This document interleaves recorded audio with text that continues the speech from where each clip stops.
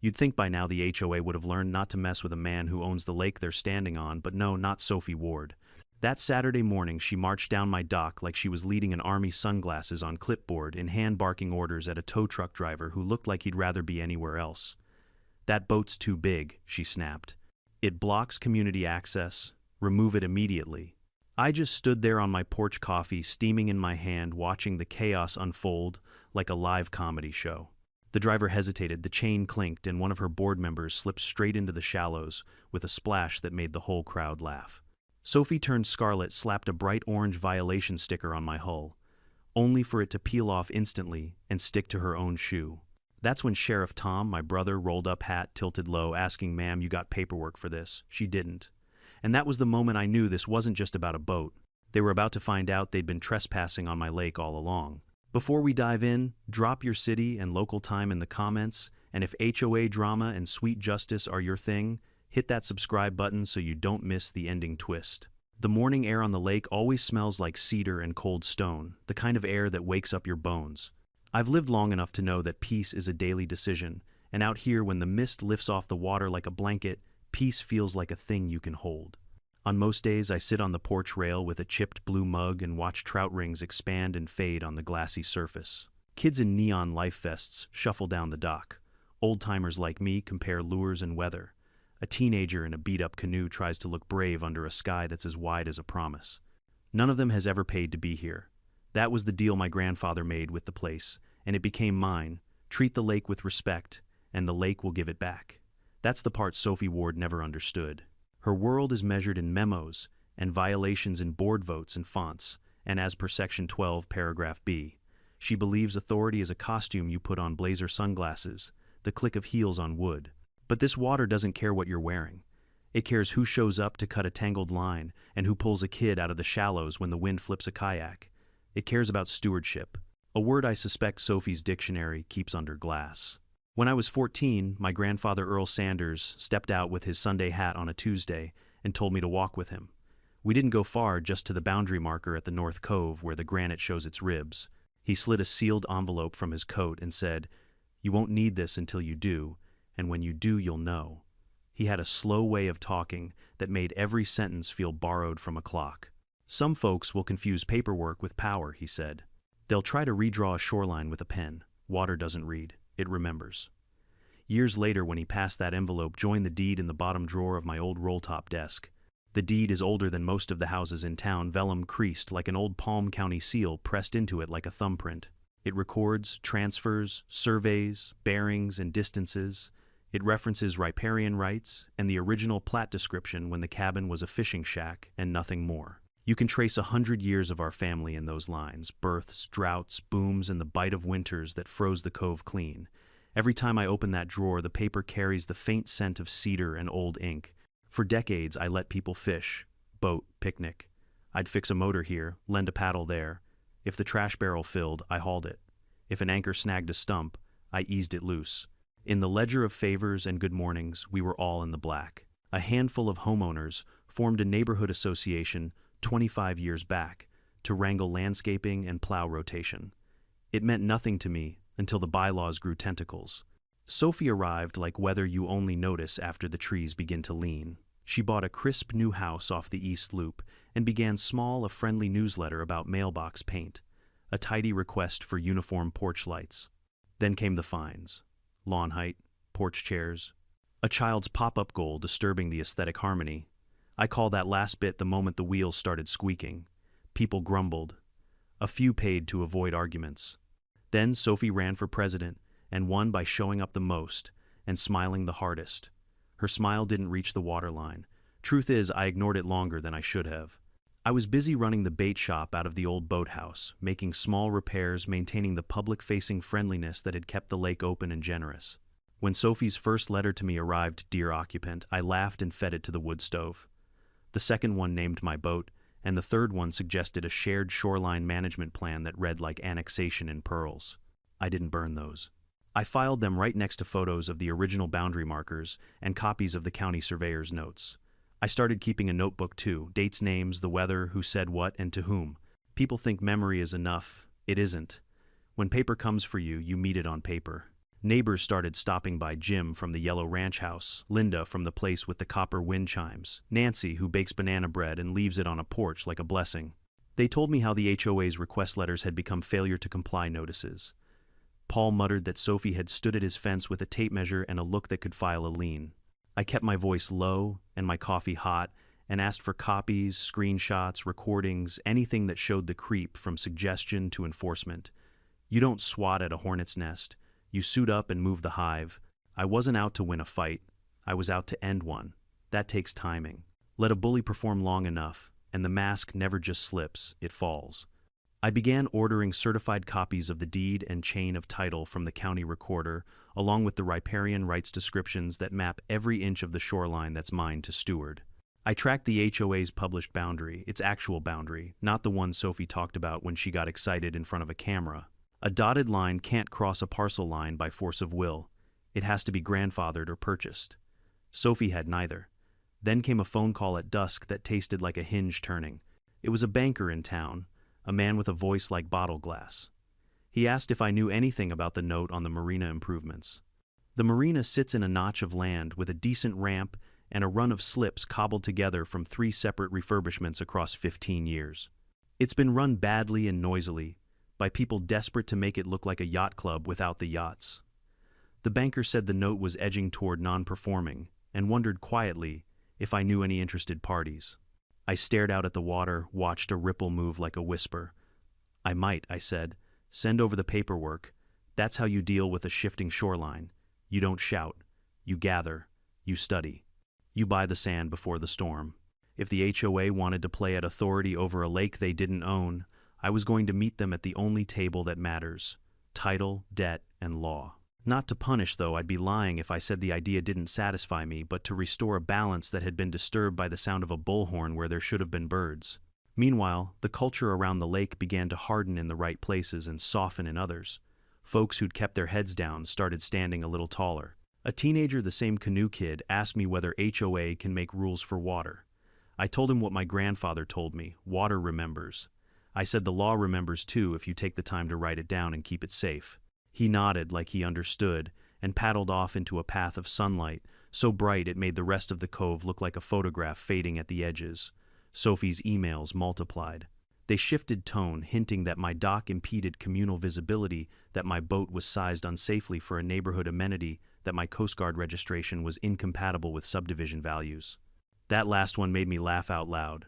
Values, she said. As if dignity, neighborliness, and restraint weren't values big enough to be read from a porch in all caps. I replied once briefly with a photocopy of my deed's legal description and a note: your jurisdiction ends where my property line begins. I didn't hear back until she came down the dock with a tow truck, a clipboard, and an audience. People tend to think the law is a hammer waiting to fall. More often, it's a level you set on a piece of wood to show folks the bubble doesn't lie. I lined up my paperwork on the desk deed chain of title surveys, a printout of the HOA boundary filings, the stack of letters with their progressive shrillness marked and dated. On the wall above the desk hangs a black and white of my grandfather standing on new ice, testing it with a broom handle. He's wearing the same expression I had when I closed the desk and set my coffee mug down: there's more weight to carry and the ice will hold if you don't jump. The banker's packet arrived thick and dull, full of amortization tables and security agreements. I sharpened a pencil and took my time. The marina debt, it turned out, was secured by the improvements and the leasehold interest, not the land. The land beneath that was tied to an old clause. I had nearly forgotten an obscure right of first refusal, embedded in a riparian easement my grandfather negotiated, when the marina was barely 3 slips and a Coke machine. I sat back and laughed. It was the kind of laughter that comes at the precise moment a pattern clicks together, quiet, grateful, sharp at the edges. I didn't tell anyone. Not Tom, not Jim from the Yellow Ranch, not Linda with the wind chimes. You don't announce leverage. You exercise it with decency. I picked up the phone and called a lawyer. I trust a woman named Grace Holloway who believes commas matter because liberty sometimes lives between them. Grace, I said, I think we're about to buy a note. I could hear her smile through the line. About time, she said. Let's measure twice and cut once. Out on the porch, the sky tilted into evening. The lake turned to hammered pewter. Somewhere a kid laughed, and somewhere else a loon called low. My brother's cruiser rolled past on the road, a flicker of white roof through the pines, and he gave a quick 2-finger salute without stopping. He didn't need words to say, "I'm here when the wind picks up." I raised my mug in return, I know. All the while, Sophie kept building her little paper tower, stacking memos into the sky. She never noticed the foundation was on my land. And that was the lesson of the morning, the one that would turn into a day, then a week, then a reckoning. Some people think control is a louder voice. It's not. Control is knowing which drawer holds the deed and which phone call puts a mortgage in your pocket. And when the chain rattled on my dock and the sticker peeled off her shoe, I knew the lake had decided to remember out loud. By the next weekend, the story of Sophie's tow truck debacle had spread through the neighborhood faster than a summer storm. Every grocery line, every barbecue, every fishing dock conversation opened with someone saying, "Did you see her face when that sticker stuck to her shoe?" It had become local folklore overnight. And while most people would have felt embarrassed enough to crawl back into their fancy HOA boardroom and lick their wounds, Sophie Ward wasn't built that way. When people like Sophie fall, they don't retreat, they double down. They mistake laughter for mutiny, and instead of humility, they summon reinforcements. By Friday evening, I knew she was coming back. The clues were all there. HOA trucks parked near the gate, men in matching polos carrying clipboards, and one shiny black sedan idling too long near the boat ramp. I brewed an extra pot of coffee and waited. Saturday morning dawned humid and bright, the kind of day where sunlight hits the water and scatters like 1,000 mirrors. From my porch, I saw her marching down the gravel road again. Sophie Ward, queen of HOA bureaucracy, flanked by two loyal lieutenants, Carl Jenkins, a man whose personality could be replaced by a spreadsheet, and Deborah Ross, the neighborhood's self-appointed decorum enforcer. Both carried clipboards and self-importance in equal measure. Trailing behind them was poor Mark Hill, the tow truck driver from last week. His face said it all. He'd been dragged back against his better judgment. The truck itself looked nervous, if machines could feel shame. "Good morning, Mr. Sanders," Sophie called out, pretending politeness as her heels clacked across my dock. "I trust you're ready to cooperate this time." I took a sip of coffee and stayed exactly where I was seated in my rocking chair. "Morning, Sophie." "The fish are biting, but the nonsense still stinks." Her smile tightened. "We're not here for jokes. The HOA board reviewed your situation and voted unanimously to proceed with removal. Your vessel remains in violation of community size restrictions and obstructs shared shoreline access." Behind her, Mark scratched his head. "Ma'am, I told you last time this is a private dock." Sophie waved him off. "The HOA has jurisdiction over all properties that fall within the community view corridor." "The what?" I asked, feigning confusion. "The view corridor," she repeated confidently, as if saying it louder would make it real. "It's in our bylaws." "Show me," I said, setting my mug down and walking toward her.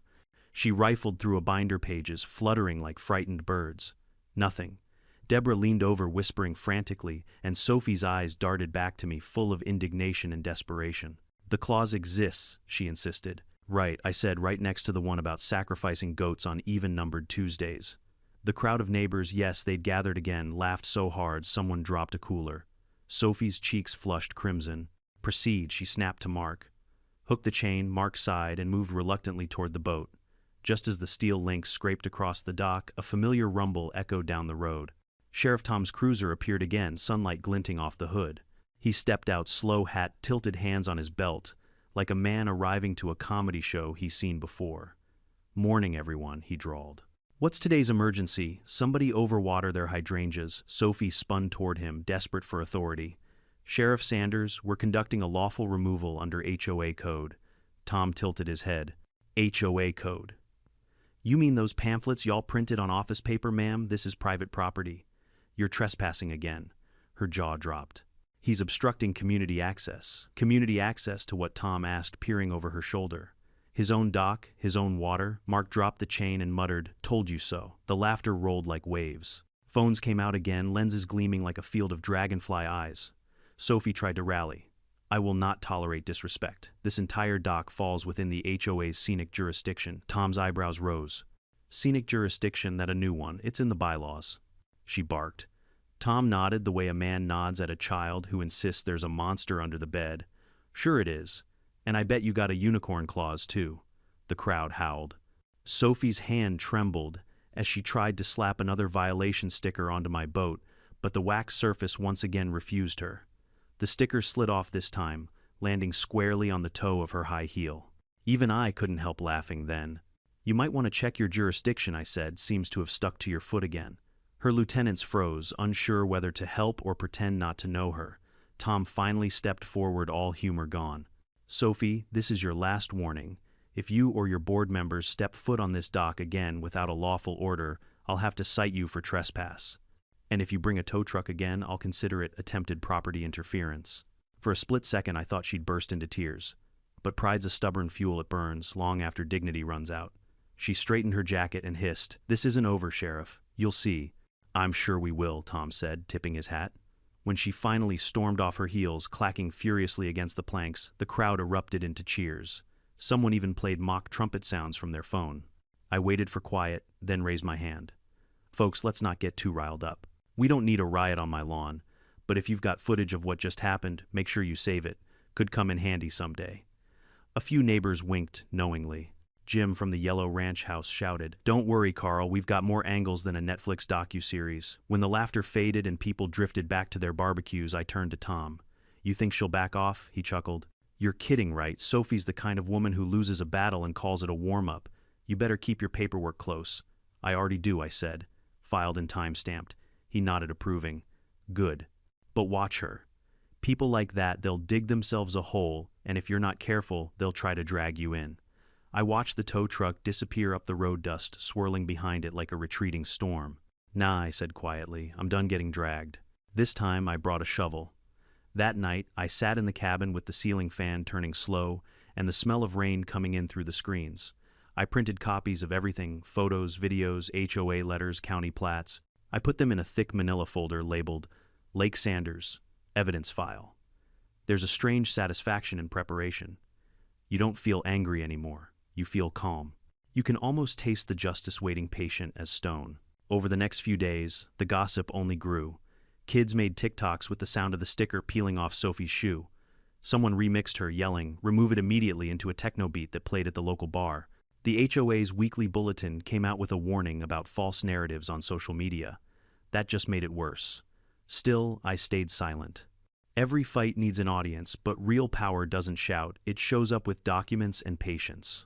By Wednesday, Sophie's tone had changed. She posted in the neighborhood Facebook group that certain individuals are spreading misinformation about HOA jurisdiction and that appropriate legal counsel has been retained. That post was my favorite kind. It meant she was bluffing. Real lawyers don't advertise like that. But I didn't underestimate her. People like Sophie thrive on performance. She'd be back and she'd bring props. So I got to work. I visited the county recorder's office and pulled copies of the HOA's filed boundary maps.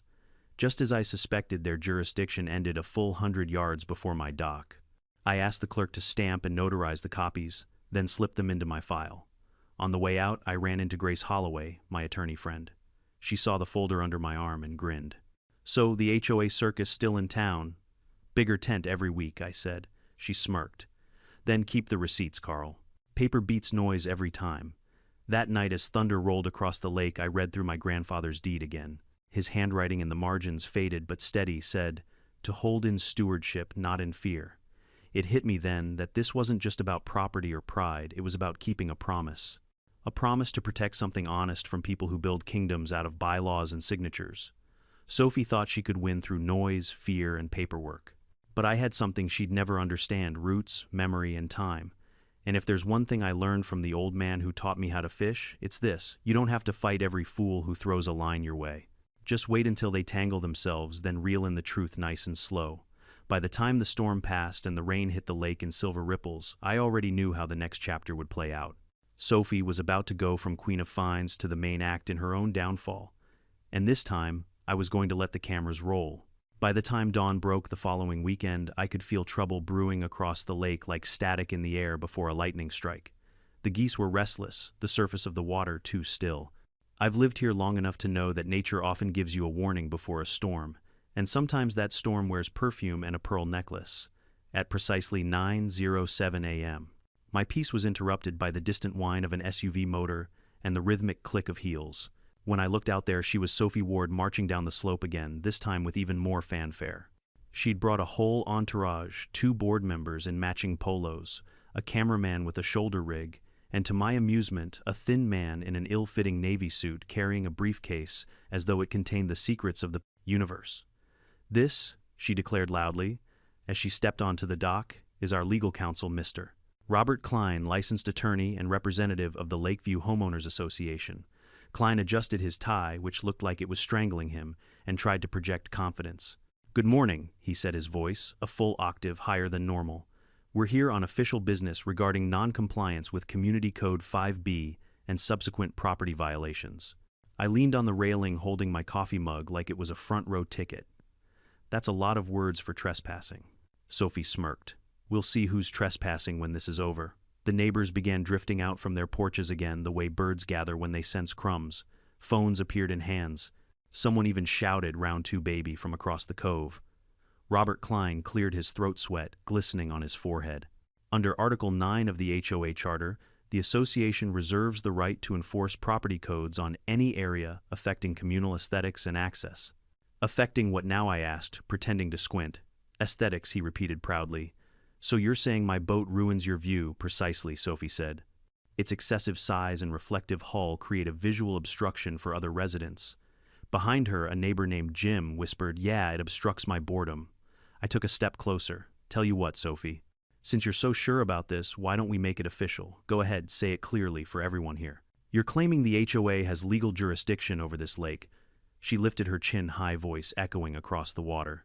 "Yes, the HOA has full jurisdiction over all properties visible from community boundaries, including the lake and all docks attached to it." I smiled slowly. "Perfect. That's all I needed." Robert looked confused. "What do you mean needed?" "Oh, you'll see," I said. The tension was broken by the sudden rumble of an approaching vehicle. Every head turned as a white van bearing the blue stripes of the U.S. Coast Guard Auxiliary rolled up. 4 officers stepped out, one holding a clipboard, another with a radio clipped to his vest. The crowd murmured. Sophie's smirk faltered for the first time. "Morning," the lead officer said, scanning the dock. "We received a report of an unauthorized maritime seizure attempt." "Everything okay here?" I couldn't help but laugh. "Depends on your definition of okay." Sophie's eyes went wide. "Who called you?" "I did," I said, raising a hand. "Figured I'd better have the professionals here if someone's claiming federal water jurisdiction without knowing what riparian rights mean." The officer turned to Sophie. "Ma'am, are you attempting to enforce a maritime removal on this vessel?" Sophie hesitated. This isn't about maritime law. It's about community regulation." The officer raised an eyebrow. "Community regulation doesn't extend to navigable waters or private docks." "Do you have documentation from the county?" Robert began flipping through his binder, muttering like a man whose magician hat had just lost its rabbit. The pages were mostly highlighted printouts from the HOA website, and what looked suspiciously like a Wikipedia paragraph about common lake access. The officer frowned. "This isn't legal documentation. You can't enforce HOA bylaws here." Sophie tried to rally. "But the lake is within view of our subdivision." He gave her a look that could freeze lava.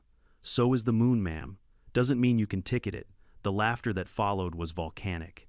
Neighbors doubled over, some filming so hard their cameras shook. Sophie's face turned a shade of purple that made me worried for her blood pressure. And just when I thought it couldn't get better, one of the Coast Guard officers accidentally brushed Sophie's binder with his elbow, sending a few pages fluttering into the lake. Children started fishing them out with sticks, holding them up, and reading fragments aloud, phrases like HOA water rights and visual harmony enforcement. The whole scene looked like a sitcom come to life. I didn't gloat, though. I wanted to. Instead, I quietly sipped my coffee and let the moment cook. Finally, after a long silence, the lead officer turned to me. "Mr. Sanders, your paperwork looks in order. We can confirm this dock and vessel fall entirely within your private parcel boundaries." I nodded politely. "Appreciate it, officer. Coffee's hot if you want a cup." He chuckled. "We might take you up on that next time." When the Coast Guard left, the crowd burst into applause, cheering so loud it scared the gulls off the water. Sophie grabbed her soaked binder, her high heels squeaking against the dock, and tried to storm away with dignity. Unfortunately, dignity has a poor sense of balance, especially when your shoe soles are wet. Halfway up the slope, she slipped. Arms flailing, she managed to stay upright but not graceful. Someone caught it all on camera, slow motion, and everything. By nightfall, the video hit social media under the title HOA, Lady Tries to Evict Coast Guard Gets Evicted by Gravity Instead. Within hours, it had over 5,000,000 views. By the next morning, it was on the local news. Tom called me just after breakfast, laughing so hard he could barely talk. "Carl, you turned our lake into a reality show." "I didn't turn it into anything," I said. She auditioned herself. He wheezed. She's on Channel 8 claiming she was set up by maritime conspirators. I rest my case, I said, sipping my coffee. Over the next few days, the memes kept coming.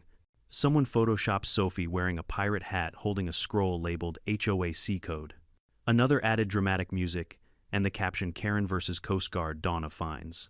Even local businesses joined in. Jim's Hardware offered 10% off anti-slip boat wax, and a diner advertised the Sophie special, 2 eggs over easy and a side of humble pie. For the first time, the neighborhood wasn't afraid of the HOA anymore. They were laughing at it, and nothing destroys tyranny faster than mockery. But while the world laughed, Sophie stewed. I could feel it like pressure behind a dam. Pride doesn't drown quietly. Late Tuesday night, my phone buzzed with a notification from a contact at the local bank, the same one that held the marina's mortgage note.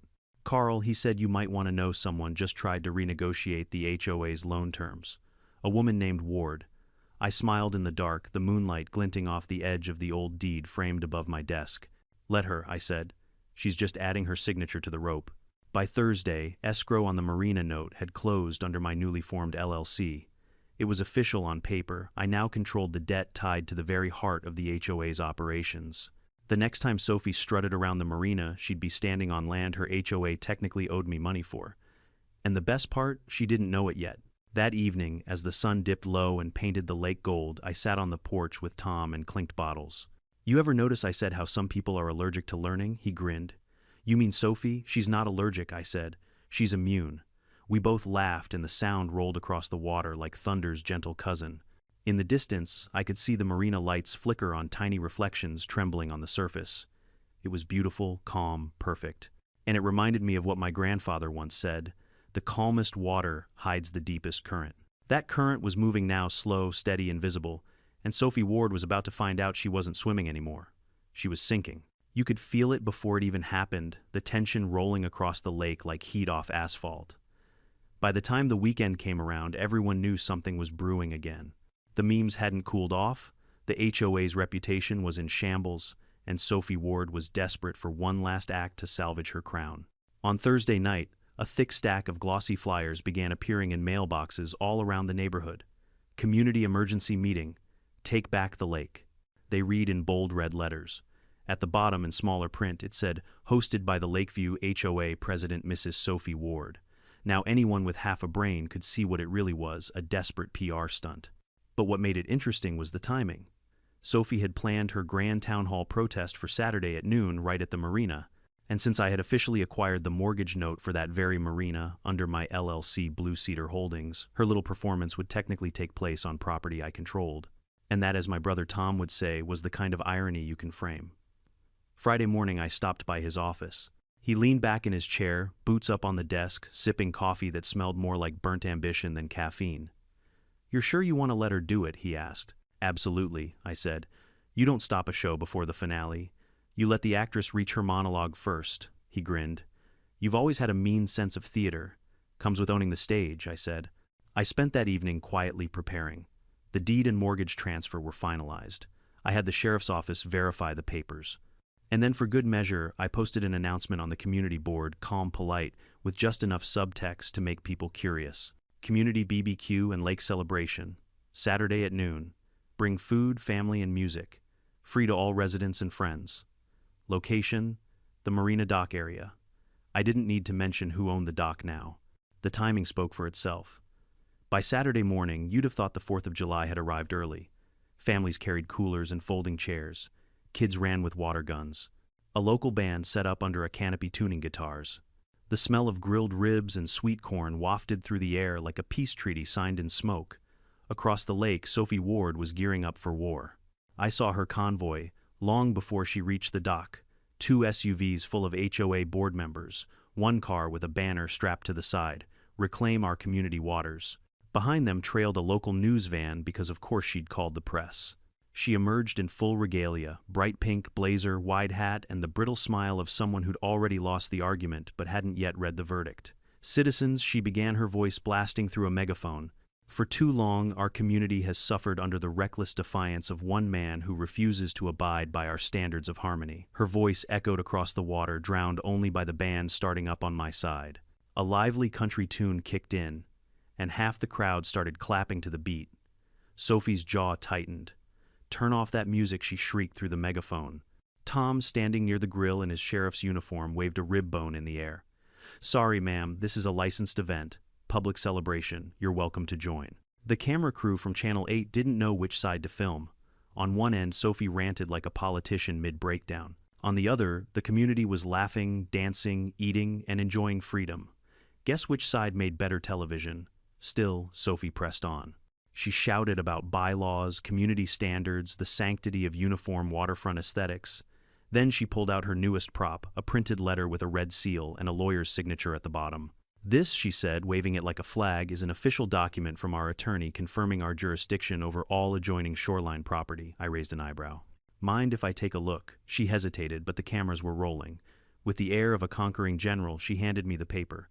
I read it slowly, fighting the urge to laugh. The seal was crooked, the wording was wrong, and the signature, well, it looked suspiciously like her own handwriting. I turned the letter over and showed the crowd the backside. "You might want to ask your lawyer why his letterhead says, 'Template Sample.'" The audience erupted. The laughter rippled across the dock, bouncing off the water and back again. Sophie's face drained of color. That's not relevant." "Oh, it's relevant," Tom said, stepping forward, trying hard not to grin. "Because distributing falsified legal documents is a crime." She sputtered. You're all conspiring against me." Just then, a loud clunk echoed from behind her. Her black SUV, parked half on the grass and half blocking the boat ramp, had just been hooked up to a tow truck. The same tow truck driver, Mark Hill, gave me a wink as he tightened the chain. "Don't worry, ma'am," he said cheerfully. "I'm just enforcing the new property owner's request." Sophie spun around. "What property owner?" "That'd be me," I said, holding up the deed and the mortgage paperwork in plain sight of the cameras. "Blue Cedar Holdings. That's my LLC. As of last week, the marina and its facilities, including this dock, are under my control." The crowd gasped. Then someone shouted, "He owns her stage." It spread like wildfire. Tom's laughter shook his shoulders. "Carl, you magnificent bastard," he whispered. Sophie's hands shook. "You can't do this. You can't own the marina. That's community property. Community doesn't pay the bills," I said. "You defaulted on your loan." I bought the note. Legally and cleanly. She tried to grab the papers, but Tom stepped between us. "Careful, Mrs. Ward. Touch those documents and you'll be facing another charge: tampering." The cameras zoomed in as Mark's tow truck started moving. The SUV jerked tires, squealing, the HOA banner flapping wildly like a surrender flag in reverse. The crowd roared with laughter, chanting, "Tow the Queen, tow the Queen." Sophie stumbled back, eyes wide-haired, disheveled, her megaphone slipping from her hands and rolling into the water with a splash. I leaned in just close enough for her to hear me over the noise. "You came to reclaim the lake, Sophie. Looks like the lake reclaimed you." She turned to the news camera, voice breaking. "This is a setup. I'm the victim of corruption."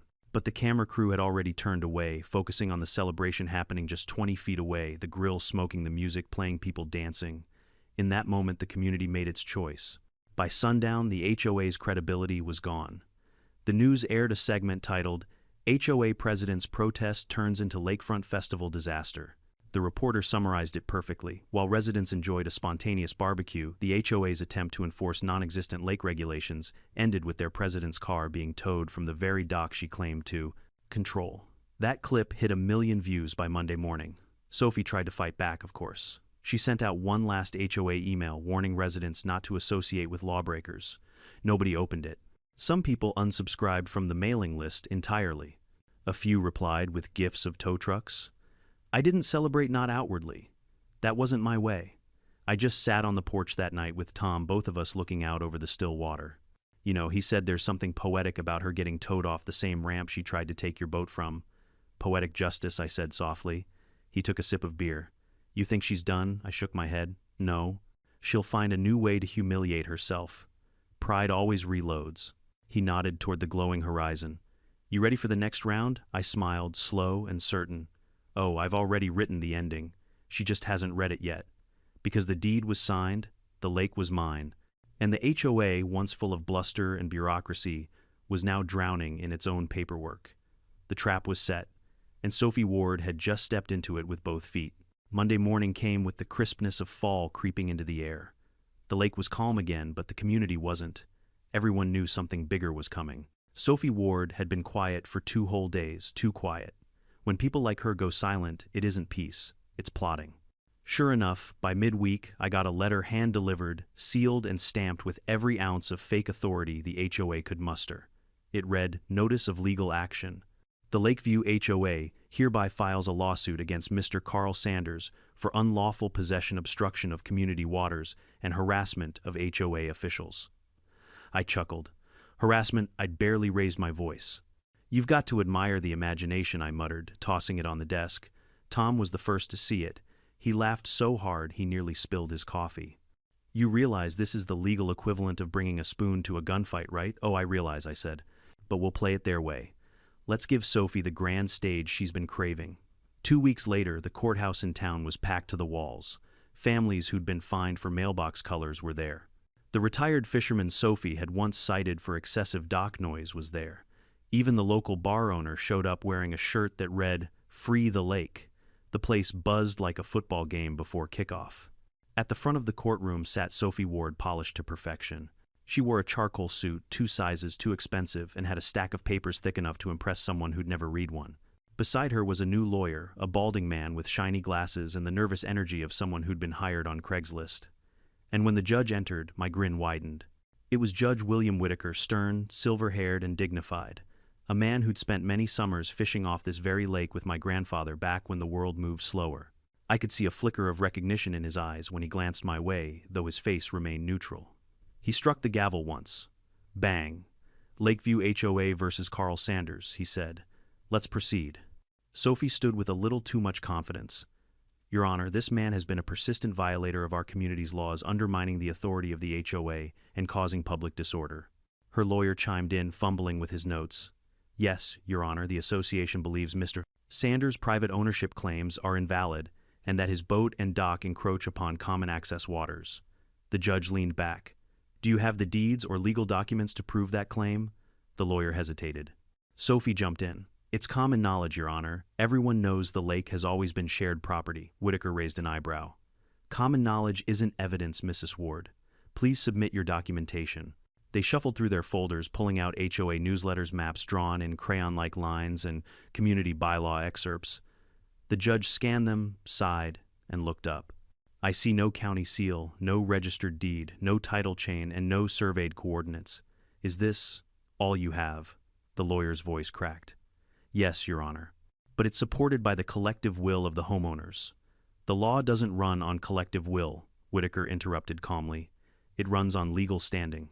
I glanced at Sophie, whose jaw had begun to twitch.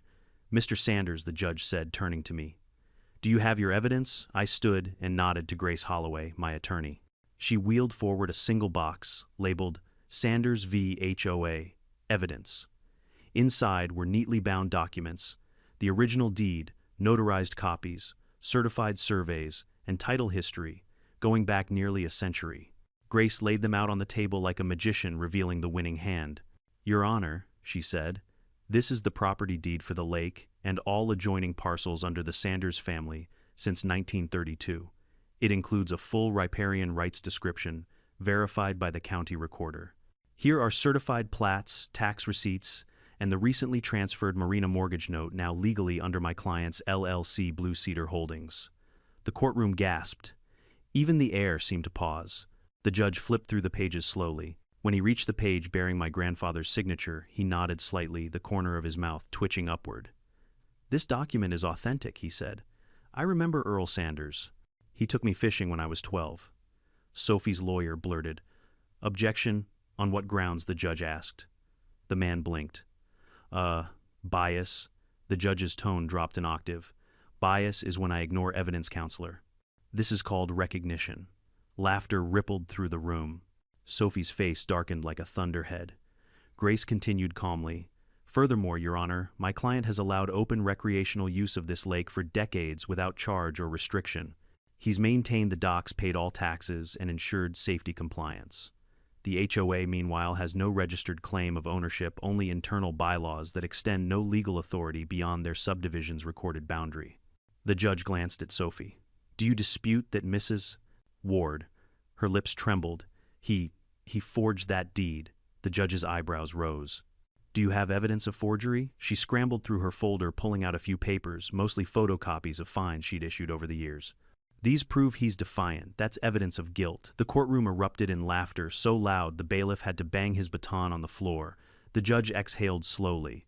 Mrs. Ward, issuing someone a fine for mailbox color doesn't prove you own his lake. Sophie slammed her palms on the table. You're all against me. The sheriff is his brother, the Coast Guard is his friend, and you, she pointed at the bench. You're biased because you went fishing with his grandfather. The judge's voice turned cold as marble. Watch your tone, Mrs. Ward, or I'll hold you in contempt. Her lawyer tugged at her sleeve. Sophie, sit down. She didn't. No, this is tyranny. The judge struck the gavel once sharp as thunder. That's enough. The evidence is clear. The lake is privately owned by Mr. Sanders and his predecessors. The HOA has overstepped its boundaries and filed a frivolous lawsuit without legal merit. He paused, letting the silence weigh heavy before continuing. This court hereby dismisses the case with prejudice. Furthermore, the HOA is ordered to pay all legal fees and damages related to harassment and property interference. The crowd erupted into applause. Sophie froze mouth, open eyes blinking like a machine losing power. Her lawyer slumped in his chair, muttering something about career changes. But the judge wasn't done. He looked directly at Sophie. One more thing, Mrs. Ward. The court recognizes Mr. Sanders' right to restrict access to his property, including any HOA-affiliated activities, effective immediately. Any further attempt to assert control over this lake or its facilities will be considered trespassing. The cheers that followed shook the rafters. As I turned to leave, the judge gave me a subtle nod, the kind only old souls exchange, the kind that says, your grandfather would be proud. Sophie, meanwhile, was shouting as she was escorted out. You can't silence me. I'll appeal this. The lake belongs to the people, her lawyer whispered. Please stop talking, but she didn't hear him. Outside the courthouse, steps were crowded with neighbors cheering, clapping, and chanting my name. A reporter thrust a microphone toward me. Mr. Sanders, what are you going to do now that you've won? I smiled. Simple. I'm going to protect the lake and maybe throw a little party while I'm at it. Tom appeared beside me, adjusting his hat, grinning like a proud brother. Guess we'll need extra parking. That night, as I sat on my porch overlooking the dark, still water, I couldn't help but replay the sound of that gavel in my mind. Bang. Justice like thunder can clear the air better than any storm. The HOA was finished legally and financially. Their lawsuit had backfired so spectacularly that even their supporters were jumping ship. But something told me Sophie wasn't ready to sink quietly. People like her never drown fast, they flail first. And the next time she did, the whole town would be there to watch. The morning of the eviction began the way good endings should, quiet, golden, and honest. The lake lay glass smooth, the air carried a hint of dew and cedar, and sunlight spilled across the water like molten brass. I woke before dawn, poured my first cup of coffee, and stood on the porch watching mist drift over the surface. Today wasn't just a victory lap, it was the closing of a circle. By 9 o'clock, the hum of engines echoed down the road. Sheriff Tom arrived first, as always, punctual to the minute. 2 deputies followed in cruisers, lights flashing in lazy rotation, not as a warning, but a symbol that order had arrived. Behind them came a Coast Guard boat, slicing gently through the water its wake, fanning out in clean, even ripples. The community had gathered, 2 families, retirees, even the kids who'd grown up skipping stones from these very banks. Everyone wanted to witness what they'd started calling the Great HOA Exodus. Tom climbed my porch steps and handed me a clipboard. Official order, he said. Signed by Judge Whitaker himself. I glanced at the heading Notice of Revocation and Removal. Below it in clear black ink were the words that made all the months of chaos worth it. The Lakeview HOA is hereby barred from all access, management, or influence over Lake Sanders and its adjoining properties. Looks like we've got ourselves a clean lake again, I said. Tom grinned. Cleaner than her reputation. We both laughed. Down by the marina, the deputies were already unloading boxes. Everything the HOA had used to decorate its little empire of control, laminated rules and fine signs, folders of citations, fake permits, even a few leftover violation stickers that Sophie had once proudly printed in bulk. They stacked them neatly on the dock like relics from a dead religion. By 10, the crowd was swelling. You could hear music starting from portable speakers, the faint scent of barbecue drifting from somewhere nearby. It wasn't an angry mob or a gloating parade, it was a gathering of relief of neighbors, reclaiming air that had been heavy for too long. And then, like clockwork, a familiar voice broke the calm. This is an illegal gathering, heads turned. Sophie Ward was back. She came storming down the path in her signature pink blazer, clutching a folder to her chest hair, wild and wind-whipped. Behind her trailed the last of her board, 4 tired faces that looked like they'd rather be anywhere else. Tom muttered, "Here we go again," and descended the steps. Sophie pointed at him, voice trembling with fury. "You have no right to do this. The HOA is still active. This is community land." Tom held up the court order. "Actually, ma'am, it's not. Judge Whitaker signed this himself. Your HOA has no jurisdiction here anymore. You can't evict an association," she snapped. He raised an eyebrow. "Watch me." The crowd murmured, half laughing, half in disbelief. Sophie stepped onto the dock, ignoring the warning tape. "This is harassment. You're all conspiring against me." I walked down slowly, calm as the morning itself. "Sophie, you might want to stop shouting. People can hear you over at the diner by now." She turned on me, eyes blazing. "You think this is over, Carl. You think you've won because of one crooked judge and a piece of paper." I held up my coffee cup.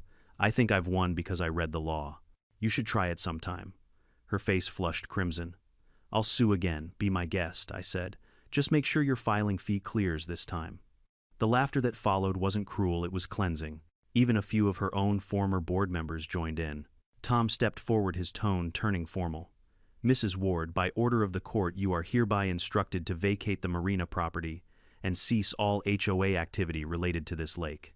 Failure to comply will result in arrest for trespassing." "You wouldn't dare," she hissed. "Ma'am," he said, "I absolutely would." For a heartbeat, I thought she might actually charge him. Her hands tightened around that folder like it was a shield. But then she saw the 2 deputies stepping closer, and the fight drained from her shoulders. Still, she wasn't done. "This is my lake," she whispered more to herself than anyone. "No," I said softly. "It never was. You just rented other people's fear and called it authority." The deputies guided her back toward the path, her voice cracking with shrill protests. "You'll regret this. Every one of you will regret this." Her words faded as she disappeared into the trees, trailed by the last remnants of her court, the once mighty HOA board reduced to silence. Tom exhaled and shook his head. "You know," he said, "I half expected her to bring a marching band." I smiled. She already had her parade. Now it's our turn. With Sophie gone, the deputies began the symbolic part of the eviction, the part everyone had come to see. They opened the boxes of confiscated HOA material and began stacking the signs in a tall, careful pile at the edge of the dock. There were dozens: "No swimming without approval." "Violation unauthorized color scheme." "HOA property, members only." Tom gave a nod, and 2 men from the Coast Guard stepped forward carrying metal pails of lake water. Together they poured the water over the stack. The ink ran like melted mascara, dripping down into the boards until the words dissolved into nothing but black streaks. The crowd erupted into cheers. A little girl perched on her father's shoulders started chanting, "Freedom Lake, Freedom Lake." Within seconds, 100 voices joined in. Someone struck up a fiddle tune, others clapped along, and for the first time in years, the sound around the dock wasn't rules or fines, it was laughter. As I stood there watching a man in a blazer approach, tall, serious, holding a folder, I recognized him instantly, one of the regional investors who had tried months earlier to buy out the HOA's shared water rights. He looked nervous now. "Mr. Sanders," he said cautiously, "I believe we should talk. I had a pending agreement with the HOA to acquire partial control of." I stopped him with a raised hand. "You mean the water rights they never owned?" He blinked.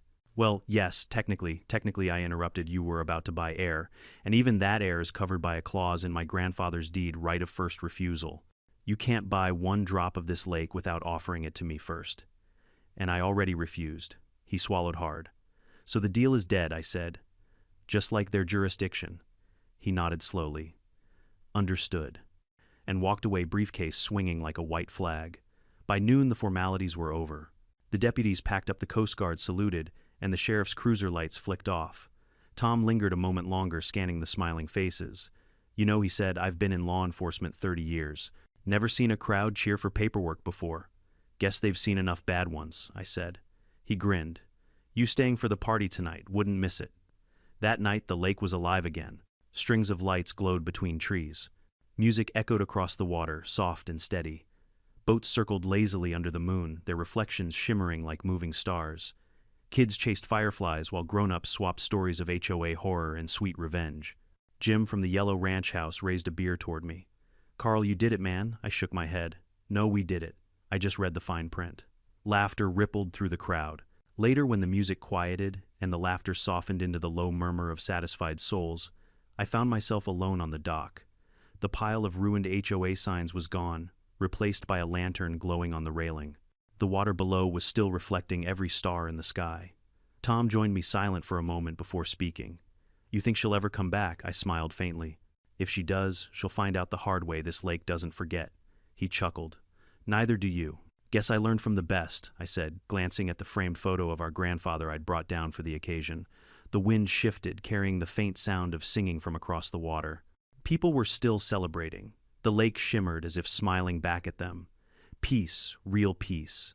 Doesn't shout, it hums, it breathes, it lasts. I took one last sip of cold coffee and whispered into the night. "For you, Grandpa, the lake's free again." And with that, the wind stirred the water, scattering the last reflections like a curtain closing on a long, absurd, beautiful play that had finally reached its final bow. The following morning, the lake slept late. After weeks, months of chaos, it was finally silent again, a kind of silence that carried gratitude instead of tension. The water was smooth, broken only by the slow drift of a lone kayak. The smell of wood smoke still lingered from the night before, when laughter had spilled over the docks and fireworks had mirrored themselves in the rippling waves. I sat on the same porch I'd watched Sophie storm down so many times before. But today, the only footsteps I heard were ducks waddling across the grass. The HOA signs were gone, every one of them. In their place, kids had planted little flags made of cardboard, each painted with messy letters that read things like "Freedom Lake No More Fines" and "We Love Carl's Dock." I had to admit I liked their sense of humor. My phone buzzed. It was Tom. "Morning, Judge Sanders," he said, laughing through the line. "Don't start," I replied. "I'm retired from battles. Only fishing now." "Well, you might need a bigger net," he said. "The county just called. They want to rename the lake officially. Lake Sanders on the record this time." I blinked. "You're kidding." "Nope. They said it's what the people are calling it anyway, so they might as well make it legal." For a moment, I didn't know what to say. My grandfather would have grinned so wide his pipe would have fallen out of his mouth. "That old man would have loved this," I said quietly. "Yeah," Tom said. "Guess you finally finished what he started." When I hung up, I stood and walked down toward the water, the wooden boards of the dock creaking underfoot. The morning sun hit the surface, and for a second the lake looked like liquid gold. I could see my reflection, older, sure, but steadier than I'd ever been. There were no more HOA guards patrolling, no one shouting about violations or community standards. Just families coming to fish again, the smell of pancakes from the cabin down the road, and the sound of a dog barking somewhere in the trees. Peace had weight to it. You could feel it on your shoulders after carrying conflict for so long. Later that afternoon, a few neighbors stopped by. Jim brought a cooler full of iced tea. Linda carried her guitar. Even Nancy, the woman Sophie, once fined for improperly festive lawn ornaments, showed up with a basket of cookies. We sat in lawn chairs near the water and watched as kids skipped stones across the lake. Every splash felt like punctuation at the end of a sentence we'd all been waiting to finish. "You know," Jim said, "I don't think any of us realized how much fear we'd gotten used to. Every week, another letter, another fee, another violation. We just paid it and went on. It's like we were living with a headache so long we forgot what quiet felt like." Linda strummed a few lazy chords. "Yeah, and Sophie made us believe she was doing us a favor." Nancy nodded. "She made me cry once over a wreath, for heaven's sake. Said it was non-compliant with seasonal uniformity." We all laughed, the kind of laugh that comes from healing, not mockery. I leaned back, feeling the wood warm beneath the sun. "Funny thing about control," I said. "It only works if people forget they can say no." They nodded, quiet for a moment, the lake murmuring beneath the breeze. Then Linda said softly, "You could have kicked us off too, Carl. You owned this lake the whole time, but you didn't. You let everyone keep using it." I smiled. "That's because it was never about owning it. It's about protecting it. My grandfather used to say, you can't own something you love, you just take care of it so it can outlive you." Tom joined us later, still in uniform, holding 2 cups of coffee. He handed me one and sat on the railing beside the dock. So he said, "What happens next? You gonna open the lake officially, make it a community spot again?" "Already did," I said, pointing to the new wooden sign I'd hammered in that morning. It read, "Lake Sanders welcome neighbors. Respect the water, respect each other. No HOA, no nonsense." Tom grinned. "Straightforward. You should run for office." I laughed. "No thanks. I've seen what happens when people get too fond of clipboards." He chuckled and took a long sip. "You know, I got a call from the state office this morning. Sophie tried to file an appeal." I raised an eyebrow. "Of course she did. Judge Whitaker already denied it," Tom said. "Apparently her evidence included memes she printed from Facebook." That made me laugh so hard, I nearly spilled my coffee. Guess she's still fighting ghosts. Yep, he said, smirking, and losing to them too. The sun dipped lower, turning everything honey-colored. Boats drifted by slowly, kids waving as they passed. The lake was alive again, not ruled, not regulated, just living the way nature intended. As the evening settled, a small group gathered again on the dock as they had the night before. Music played softly. Someone lit lanterns and set them afloat, each one drifting farther out into the reflection of the stars. Linda began singing a slow, gentle tune that carried across the water. No microphones, no announcements, just her voice, mixing with the crickets and the soft lapping of waves. Tom leaned toward me. You realize you're a local legend now, right? The man who evicted the HOA. They're already telling your story at the diner. I groaned. I didn't do it for fame, Tom. I know, he said, grinning, but admitted it's one hell of a story. I looked out at the lanterns gliding across the water, their reflections trembling like a heartbeat. Yeah, I said softly. It is. After a while, the laughter quieted. People started heading home, leaving behind only the glow of the last few lanterns and the echo of music on the wind. I stayed until the final light flickered out, then walked back up to the cabin. On my desk sat the old deed, still framed behind glass. Next to it, a photo of Grandpa Earl standing knee-deep in the water holding a fishing rod and that familiar half-smiling squint. I touched the edge of the frame and whispered, "We kept it safe, old man." The floorboards creaked softly as I sat down and began to write the story, not the one the reporters wanted, not the viral clips or the courtroom headlines, but the truth. A story about how a lake isn't just water, it's memory. How laws mean nothing without integrity. How power without respect becomes noise, and noise always fades. When I finished, I set the pen down and looked out the window. The moonlight shimmered on the lake, silver and still. Somewhere out there, Sophie Ward was probably drafting another complaint, another email, another illusion of control. But the lake didn't care. It belonged to no one, and somehow that made it everyone's again. That was the real victory. Not the fines overturned, not the lawsuit dismissed, not even the eviction itself. The victory was seeing a community remember how to live without fear. I took a long breath, feeling the cool air fill my lungs, and said it out loud to the empty room, to the stars beyond the window. Freedom isn't about owning the water, it's about keeping it clear. And I swear somewhere deep beneath the lake's calm surface, it felt like the water answered back. Sometimes the loudest people in the room mistake noise for power. But true strength is quiet. It's in patience, in persistence, and in the courage to stand your ground without shouting. This story isn't just about an HOA or a lake. It's about boundaries, knowing where yours begin and where someone else's ends. It's about defending what's right, not with anger, but with proof and peace.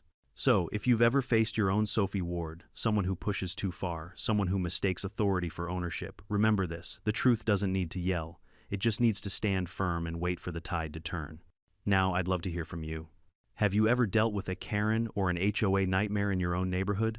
Share your story in the comments below, and if you enjoyed this journey, hit that subscribe button and join us for the next HOA showdown. Because out here on HOA Stories, we don't just tell revenge tales, we remind people that peace, when earned, is the sweetest victory of all.